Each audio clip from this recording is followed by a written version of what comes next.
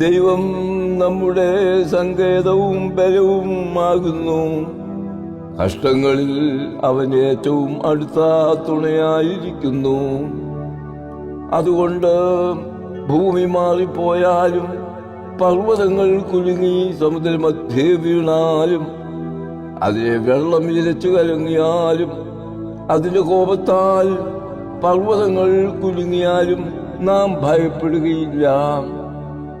ഒരു നദിയുണ്ട്, അതിന്റെ തോടുകൾ ദൈവനഗരത്തെ, അത്യുന്നതന്റെ വിശുദ്ധ നിവാസത്തെ തന്നെ സന്തോഷിപ്പിക്കുന്നു. ദൈവം അതിന്റെ മധ്യയുണ്ട്, അത് കുലുങ്ങിപ്പോകയില്ല.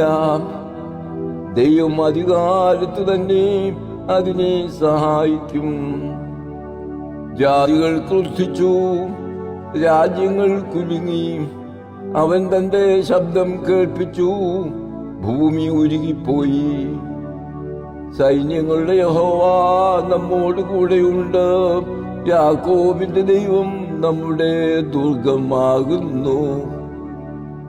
വരുവീൻ, യഹോവയുടെ പ്രവൃത്തികളെ നോക്കുവീൻ.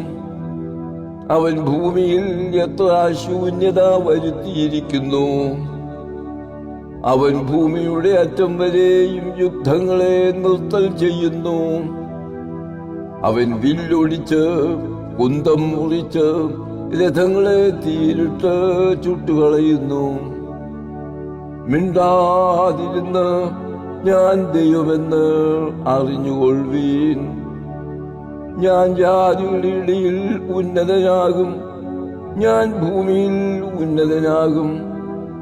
സൈന്യങ്ങളുടെ യഹോവ നമ്മോട് കൂടെയുണ്ട്. യാക്കോബിന്റെ ദൈവം നമ്മുടെ ദുർഗം ആകുന്നു.